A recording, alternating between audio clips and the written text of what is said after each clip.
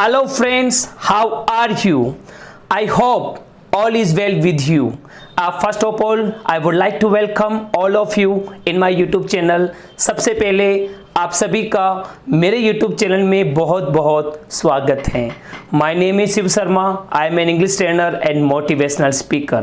मेरा जो चैनल है शिव शर्मा इंग्लिश मोटिवेटर, इसका एक ही मेन पर्पज है आपकी इंग्लिश को अच्छी करना, ताकि आपको रोजगार के सुनहरे अवसर मिल सके।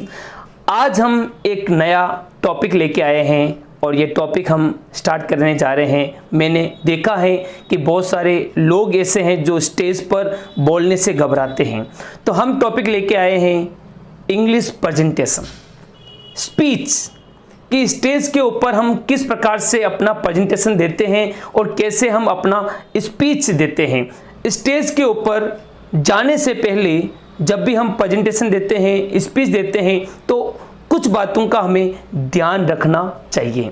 जब भी आप स्टेज पे जाते हैं तो कुछ बातें आपको ध्यान रखनी चाहिए, ताकि आप एक अच्छा इफेक्टिव प्रेजेंटेशन दे सके, एक अच्छा स्पीच दे सके। तो वो कौन सी बातें हैं? स्टेज पे जाने से पहले सबसे पहली बात आती है दोस्तों, वो है नॉलेज। आपका नॉलेज अच्छा होना चाहिए, आपका नॉलेज स्ट्रॉन्ग होना चाहिए। यदि आपका नॉलेज अच्छा है तो आप अच्छा बोल पाएंगे। आपको पता है जब भी आप एग्जाम देने जाते हैं, अगर यदि आपको सारे क्वेश्चंस याद हैं, आपका नॉलेज स्ट्रॉन्ग है, तो आप एग्जाम से घबराते नहीं हैं। इंटरव्यू फेस करने जाते हैं, यदि आपका नॉलेज अच्छा है तो आप घबराते नहीं हैं। तो सबसे पहली बात आती है प्रेजेंटेशन देने से पहले कि आपका नॉलेज अच्छा होना चाहिए। यदि आपका नॉलेज अच्छा है तो आप स्टेज पर अच्छा बोल पाएंगे। दूसरी बात आती है दोस्तों, वो है कॉन्फिडेंस। आपका कॉन्फिडेंस स्ट्रांग होना चाहिए, आपका आत्मविश्वास बिल्कुल स्ट्रांग होना चाहिए, बिल्कुल नहीं घबराना चाहिए, है ना। घबराना बिल्कुल नहीं चाहिए। बहुत सारे जो प्रेजेंटेशन देने के दौरान सर मिले होते हैं, वो कहते हैं सबसे बड़ा रोग क्या कहेंगे लोग। आपने सुना होगा, the biggest disease what will people से। ये बात बिल्कुल ना ध्यान रखें। आप भी स्टेज पे जाए तो पूरा कॉन्फिडेंस रखे, घबराए बिल्कुल नहीं। तो पहली बात मैंने आपको बताई थी नॉलेज, दूसरी बात मैंने बताया था कॉन्फिडेंस, और तीसरी बात होती है वो है आपका स्टैंडिंग पोजीशन, कि आप स्टेज पर किस प्रकार से खड़े हैं।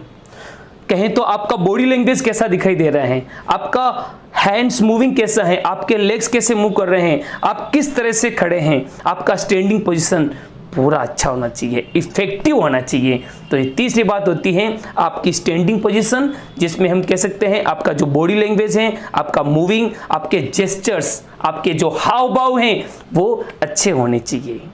और चौथी बात होती है आपका आई कॉन्टेक्ट।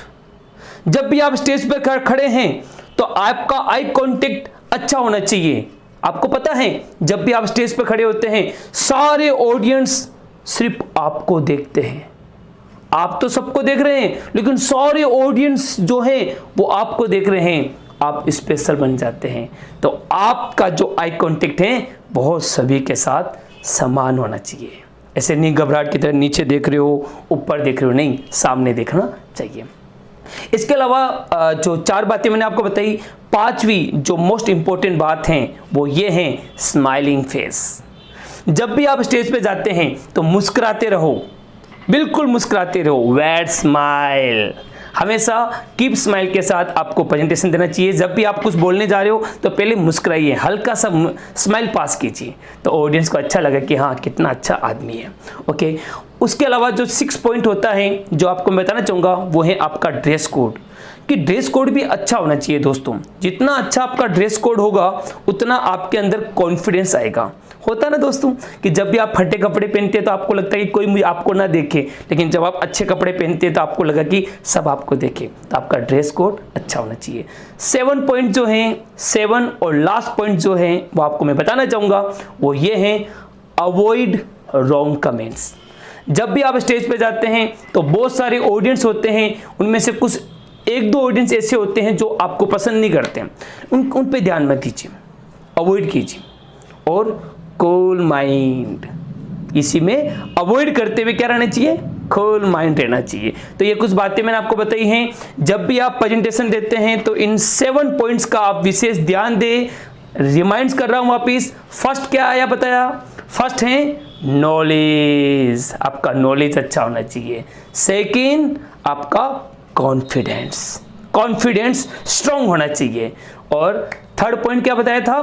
थर्ड पॉइंट मैंने आपको बताया था आपका स्टैंडिंग पोजीशन, आपकी जो बॉडी लैंग्वेज है वो कैसी हो, आपका बॉडी लैंग्वेज अच्छी होनी चाहिए। थर्ड पॉइंट मैंने आपको बताया था बॉडी लैंग्वेज, आपका बॉडी लैंग्वेज, आपका स्टैंडिंग पोजीशन बेस्ट हो।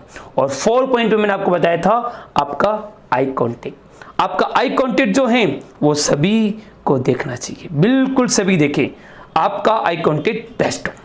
उसके बाद मैंने आपको जो 5वां पॉइंट बताया था स्माइलिंग फेस, हमेशा मुस्कुराते रहो। और मैंने आपको बताया था ड्रेस कोड, आपका ड्रेस कोड क्या होना चाहिए?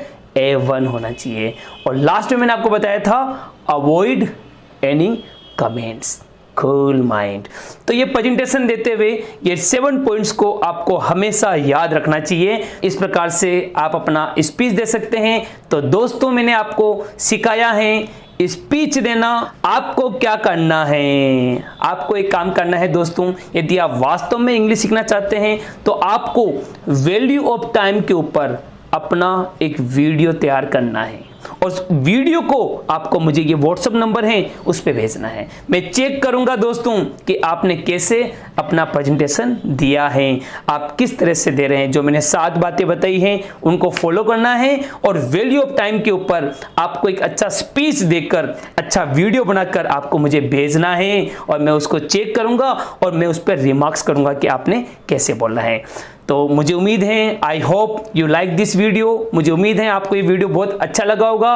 If you like then please इस वीडियो को लाइक करें, शेयर करें और अपने सारे दोस्तों को पोस्ट करें ताकि सभी को मेरा जो चैनल है वो घर बैठे सभी को इंग्लिश सीखने को मिल सके।